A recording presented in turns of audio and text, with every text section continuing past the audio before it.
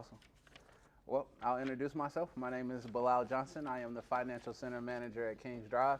I have a passion for financial literacy and empowerment and bringing it to people so we can have the most impact as early and as often as we can in your lives. Good. And I'm Kimberly Bradford. I'm also a financial center manager, and something that I truly love to do. I don't have to sit in the four walls of my branch. I get to come out in the community, spread the financial wellness to people who may not come into the bank to do it. But this is my second time at Belmont Abbey. So I was out at the tables about a month ago. I don't say like in the quad, but over in your courtyard. So if you had stopped by the table when Fifth Third was set there, I was there. But I'm glad to be back, so thank you. So this seminar will be around Financial Checkup 101. So just have a few questions that we want to ask you guys. Just icebreaker, just to get an idea of what we'll be talking about today. So what percent of Americans have a budget? Pretty low. Give me a number. I'd say 40%. 40? I'm gonna go 28. 40, I believe it's All right. 41, I believe. 32. Oh, So- I was wrong. So 32% have a budget. Do either of you guys have a budget? Sort of, kind of, ish? Right above the budget, Mhm. but it's not too strict as of now. If you don't mind me asking, what is it made of? How is it compiled? Food, savings, small, like, usually I won't need it now because my parents can help me out, but I have a little bit of an emergency fund, and then extra for, like, stuff I wanna buy that's, like, nicer, like shoes and stuff. Mm-hmm. So if I'm understanding you correctly, your emergency fund and your savings are two different things? Yeah. That's brilliant. That's awesome. That's really good. Is budget just saving, or is that like more to budget? Because I have a savings account, but also it's just saving up any cash or coins. Great question. Separate. So it's taking your income and expenses, kind of similar to the gentleman here, and determining how we can use your income to leverage the expenses that you have, and then coming up with a plan to help you save or invest with the remaining that you may have, with remaining surplus that you may have.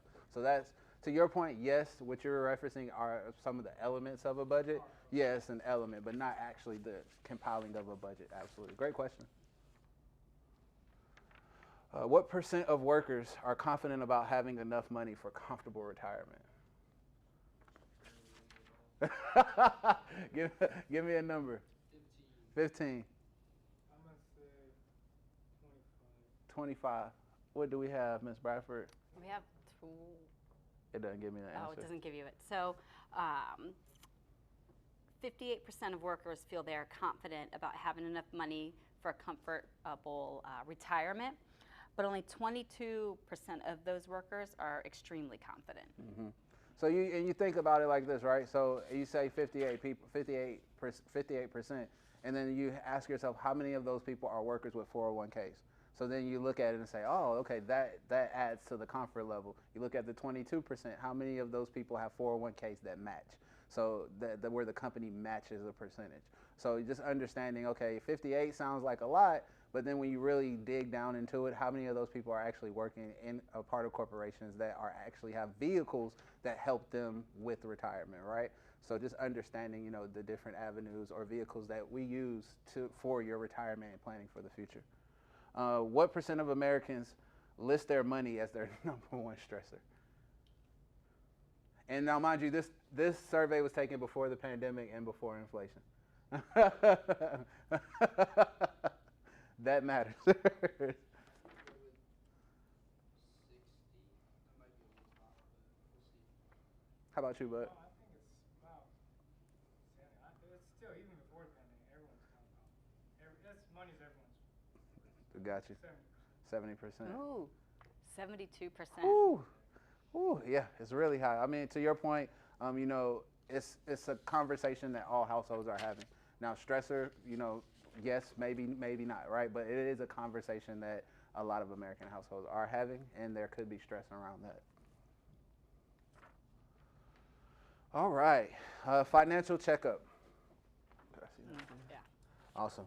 So your financial checkup, if you're one of those Americans stressed about money, here's, a chart that we're using to just help you streamline, or have thoughts and conversations around that. It's going to help you take account for where your finances are, where you're going, and how we're able to navigate through your financial picture. So let's start thinking about financial activities as part of this category. What are we doing to plan? What are we doing to protect? And then what are we doing to grow our finances, right? So one of the things that goes into planning is creating that budget. Sir, I'm sorry, what's your name? Bradley. Bradley. So as Bradley was stating, your name, sir? David. So Bradley mentioned the elements of a budget, and you kind of have the bones of a budget. That's a part of the planning, right? And then understanding, as we're strategizing and building our budget, what is our end goal? Are we looking to add more to savings? Are we looking to invest, with our plan, like creating strategies, activities, and plans to help you, with your financial growth, and also to protect yourself. What mechanisms or what vehicles are we using to protect the money that we work hard for, right? We really work hard for the money that we make, so we need to be sure that we're protecting that and making sure that the money that we make works hard for us, right? So just understanding, we need a plan, we need to protect our income, our finances, and our assets, and we need to grow those things. So what might that look like? Plan. So plan and anticipate. So you set goals, and then you take into account life events, right? So you plan to buy a house. What does that look like? I have to change my budget. I need down payment. I need a down payment. I need closing costs. I need all these ancillary things that come with buying a house. How do I create a budget or a strategy to do so? So one of the questions that we typically like to ask you to get a better understanding about some of your needs in the financial sector, what are your top 2 financial goals for the next 6 to 12 months? That question alone tells us so much, right? Because it puts a time on some of the things that you want to achieve. By putting a time on those things, it allows us to prioritize and strategize how we're going to be, impactful with creating a plan for you, right? So paying off debt, college savings, save for retirement, those things are all goals that we need to plan around.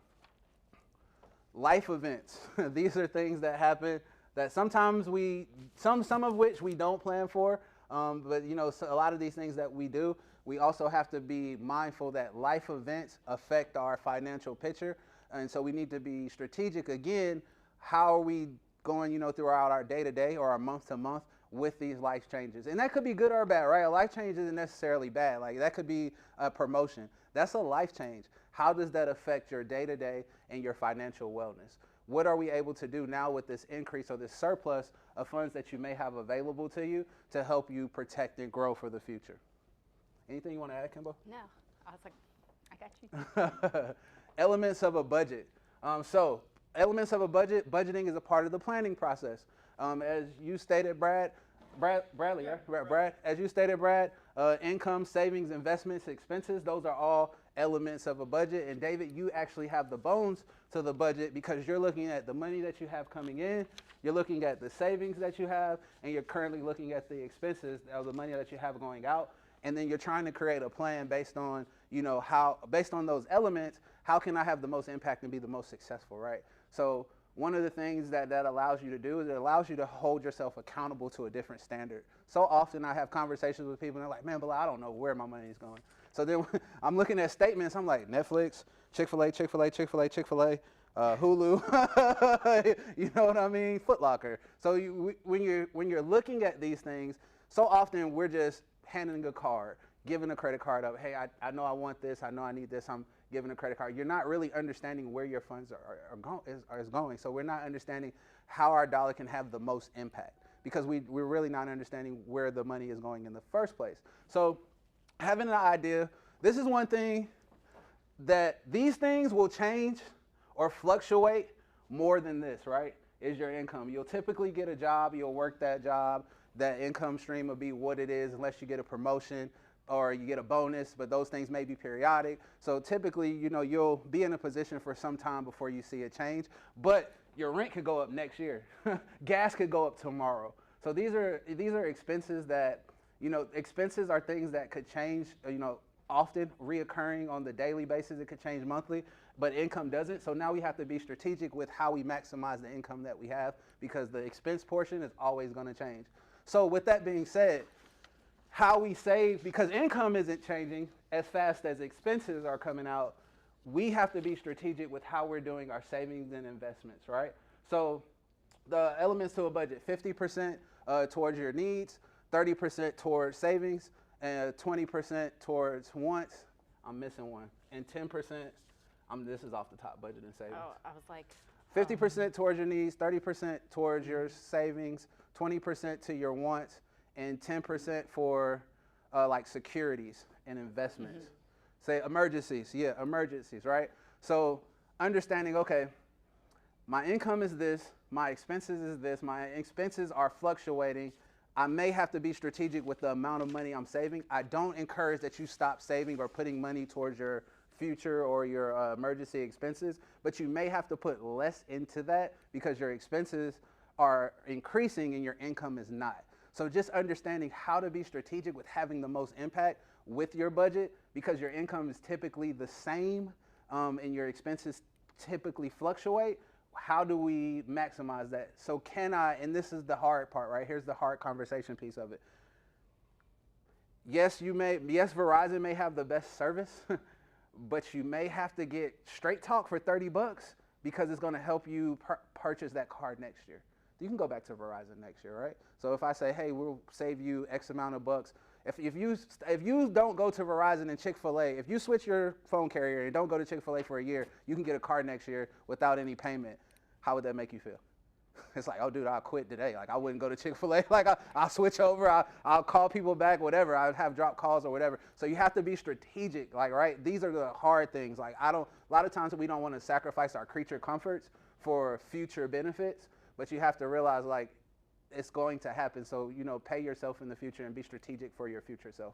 So just understanding the elements of a budget, how to manipulate that. So income, salary, bonuses, investment income, child support. Your savings and investments consist of your personal savings, retirement, investment, college savings, and expenses of mortgage, rent, child care, food, clothing, and charitable donations. So these are things like the charitable donations. No, I'm not encouraging you to stop it. But if it's preventing you from making savings in a different way, maybe we need to look at where our charitable donations are going and how much we're putting into that, because we still want to be sure that we're saving, for our future selves. Anything you want to add, Kimbo? Savings. U.S. personal savings rate is approximately 7.9% of your disposable income. So the money that you have left over, this disposable money that you have, instead of buying, shoes or NFTs or crypto things like that, you really want to look at putting it into savings.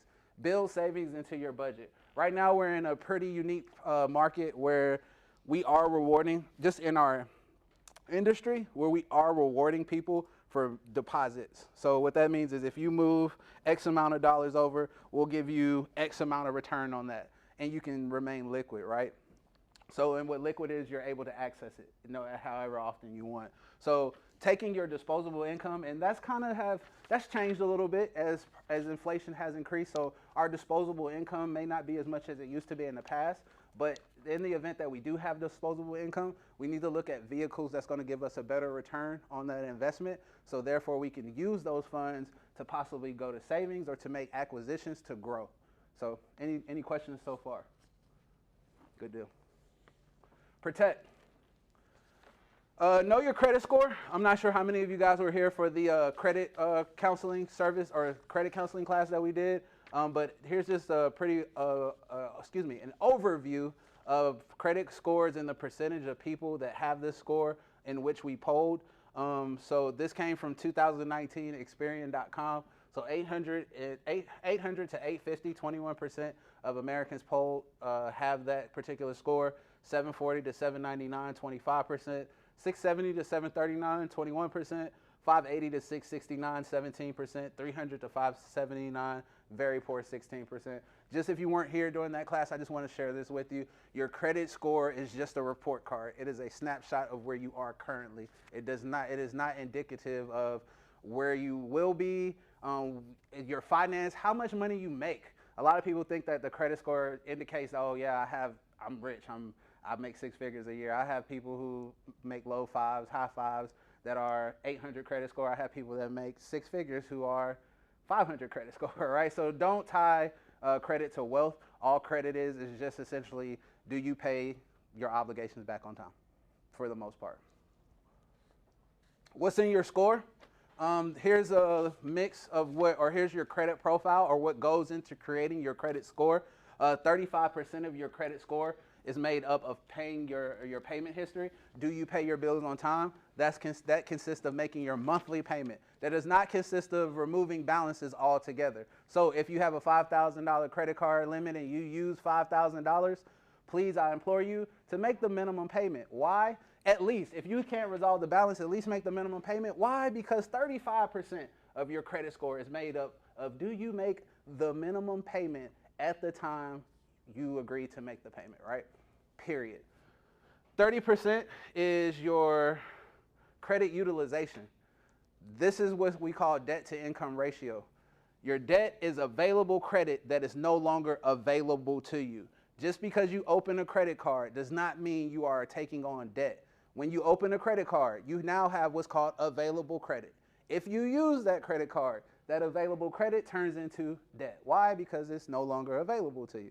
Very cut and dry, very straightforward. We typically like to see your availability to debt, just to give you another way of looking at it, 30%, or your income to debt. So how much money do you have coming in versus how much money are you paying out on the monthly basis?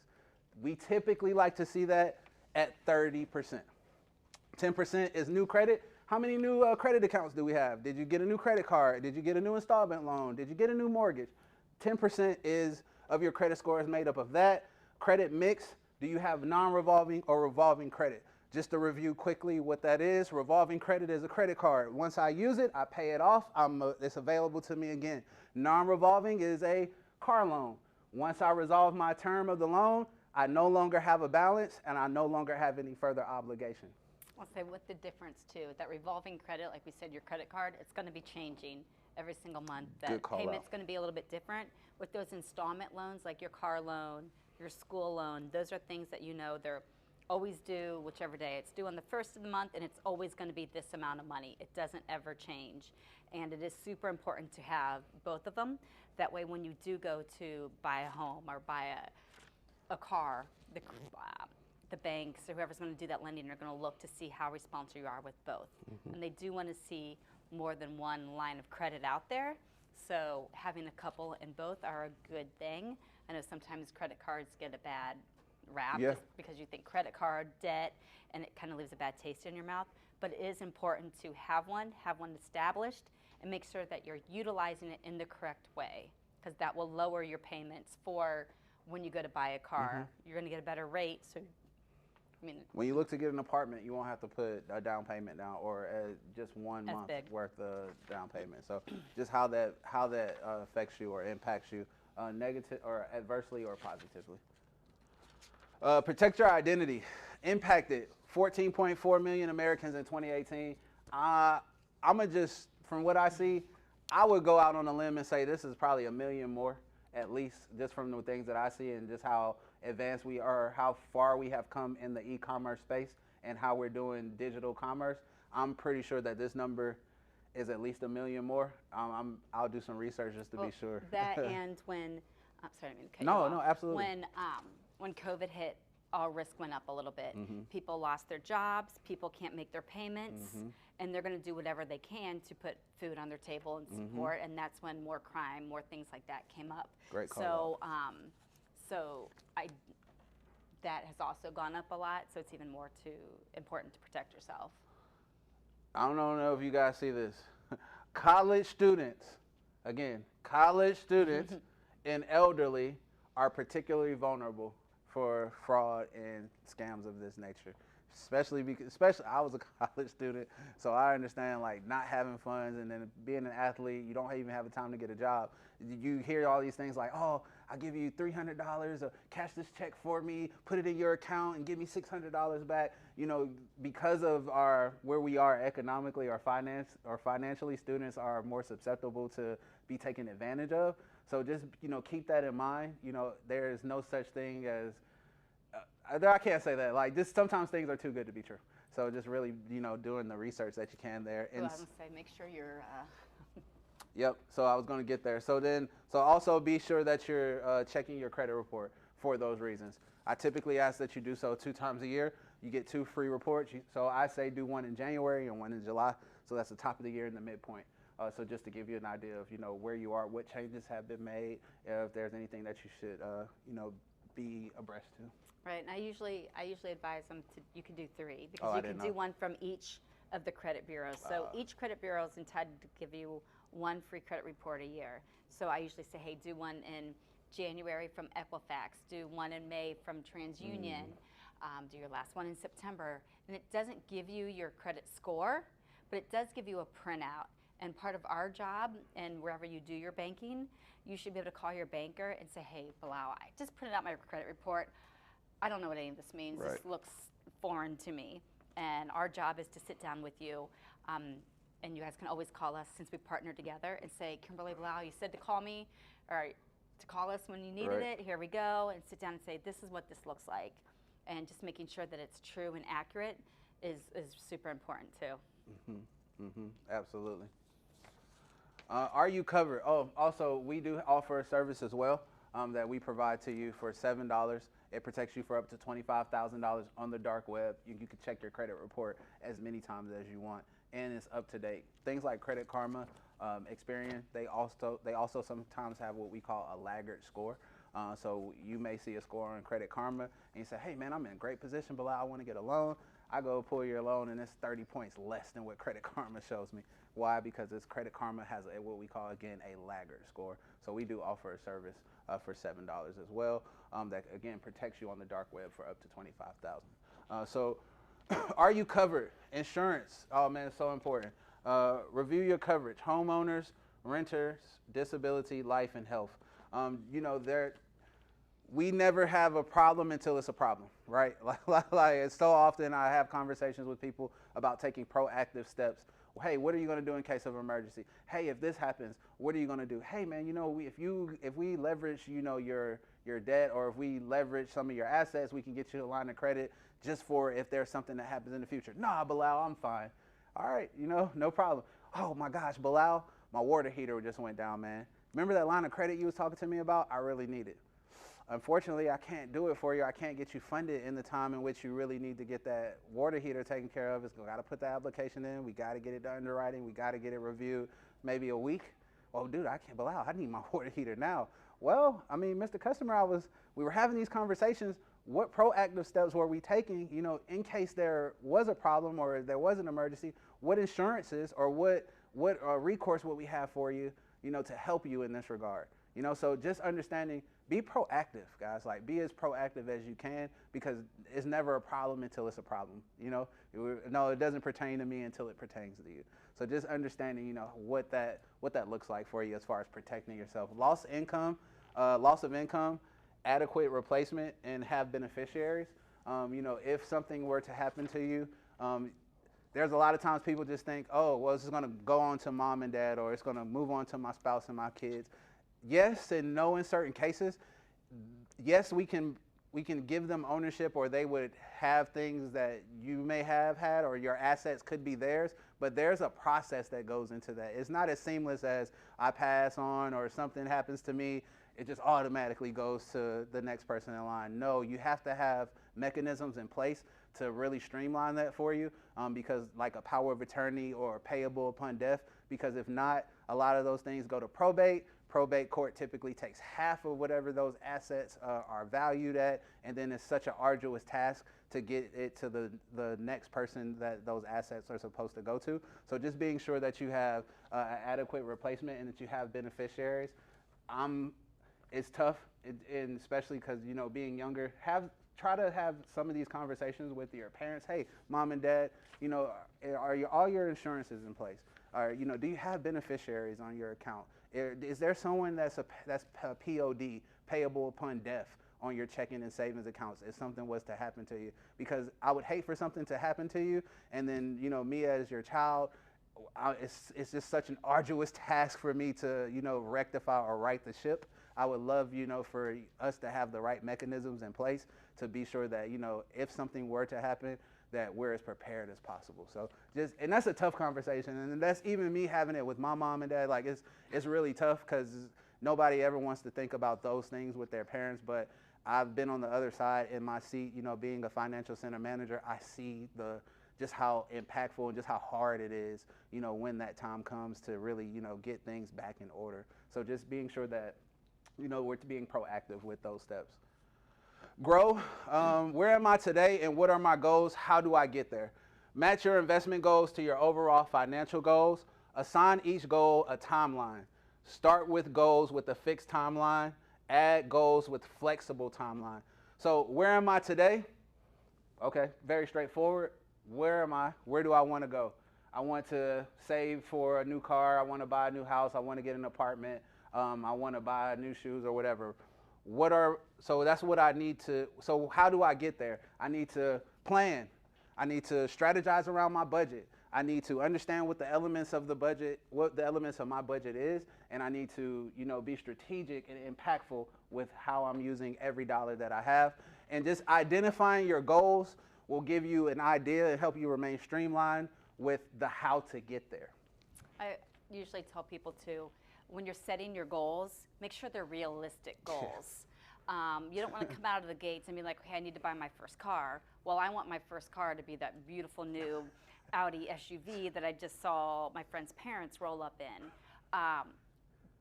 Because then you get overwhelmed, and a lot of people stop working toward their goal then because it wasn't a realistic goal. So setting the goal realistically with a realistic timeline is going to help keep you on track.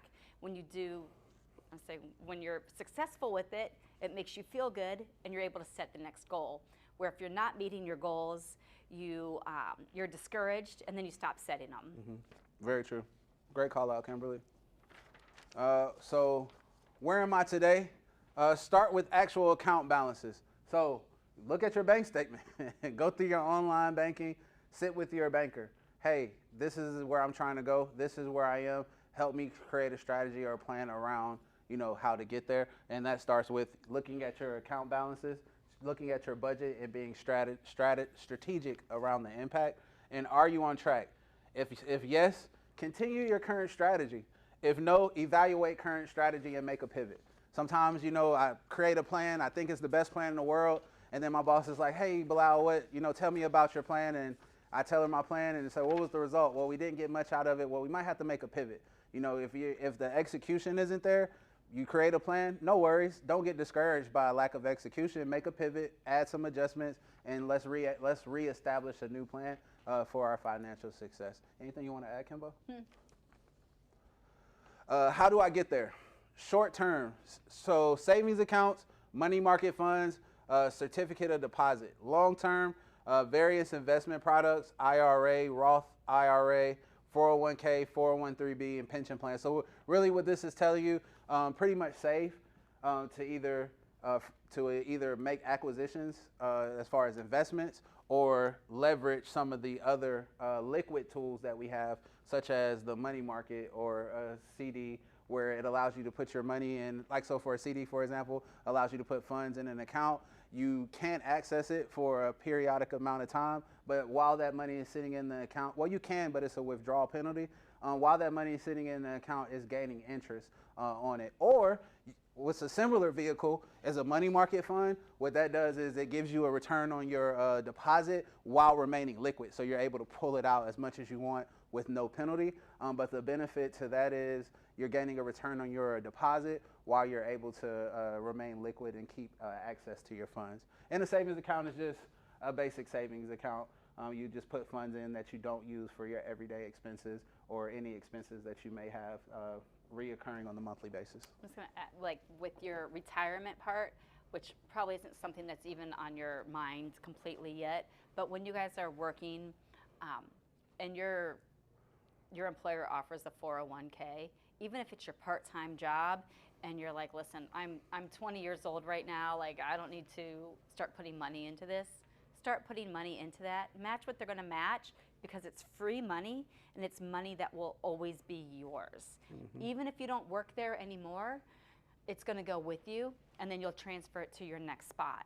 But if wherever you're working, whether it's full-time, part-time, if you're 20 years old, if you're 30 years old, take the time to start investing. And I would say match what they're matching. You don't, if they're going to match 5%, you don't have to do 10%, but I would match what they're matching. And just to piggyback on that, a lot of times, and where we have part-time jobs and things like that, we don't want to decrease our income. It's like, man, do I really want to take 2% of my check out of this? Like, I'm only making $300 every 2 weeks. Like, it's a part-time gig. Excuse me. Do I really want them to take 2% of this? Absolutely. Because here's just sharing some life experiences with you. I had a buddy of mine who had a 401k who rolled over from a different job. And this was a 401k from when he was working a part-time job a long time ago in college. He was looking to buy a house.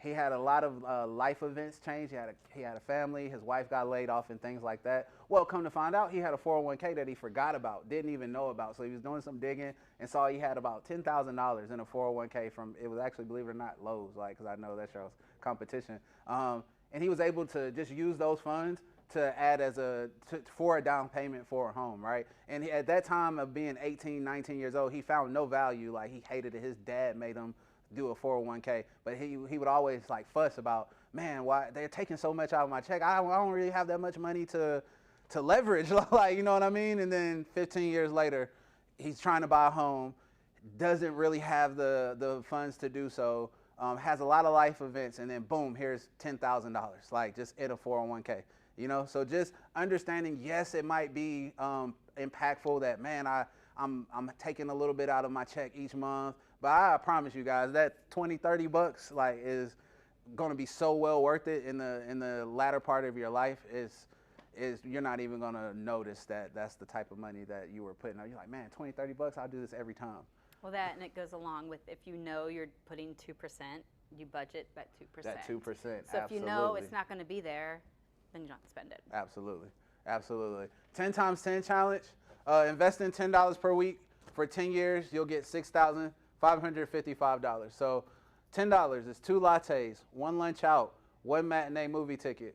Where could you find $10 to invest? I promise you, I know you all could. Like, I don't care, whatever you do. Everybody goes out to dinner or lunch or grab a bite to eat. Everybody. Like, I'm sorry, I don't care if it's the 4 for $4. That's still $4. Like, so there are ways that there's money that's coming out of our everyday income that we could really, for a lack of a better term, tighten our belt around, right? So understanding that, okay, if I'm able to save $10 a week, I know everybody spends $10 a week. Like, we got video gamers, we got just today's society, add-ons, just all these different things that require us to pay now, subscriptions. There is a way that we can definitely get $10 a week out of out of the expenses. We can definitely manipulate that. And look what it does. In 10 years, that's $6,555. That's a lot of money, man. I don't know about y'all, but I wish I would have did this 10 years ago every week. I'll be in a way different position. Anything you want to add? I was like, true. Yeah. You good? Anything you want to add, Nope. Kimbo? All right, perfect. 10 times 20 challenge. 10 times 20 equals 18,481. Investing $10 per week for 20 years equals 18,481. $10, same model. So that's 2 lattes. So that'll be 4 lattes, 2 lunches, and 2 matinee movie tickets. Again, we can all sacrifice. We can all make some sacrifices in the short term for our long-term success. So that's pretty much what this is telling you. But it's giving you an actual visual model of what that looks like and what your success would be if you chose to follow this particular model. Smart investor tips: be reasonable in your expectations. Look for additional ways to contribute more. Start small if that is what is possible. Review your investments periodically. And number one for me is start today. There is no time like the present. I really get frustrated when people are like, I'll get back to you the next month, Bilal. I said, well, I thought you wanted to buy a house. Yeah, I do, but it's so far off. So when are we going to start? Oh, maybe next month. I said, well, why not now? And like when you ask people that, it's like, well, I don't know. There's no rebut to that, right? So there's no time like the present.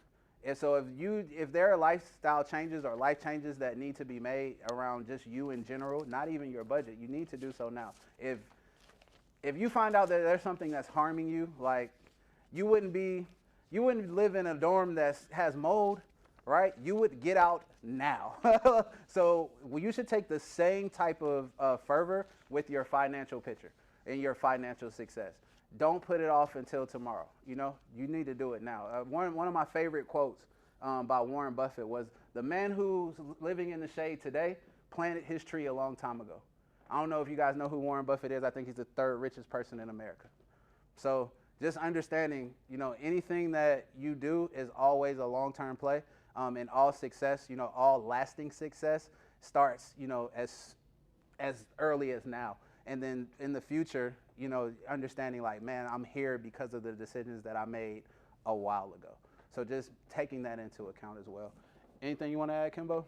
No, I would say just the same thing when people come in and say, I want to start saving, but I'll start later.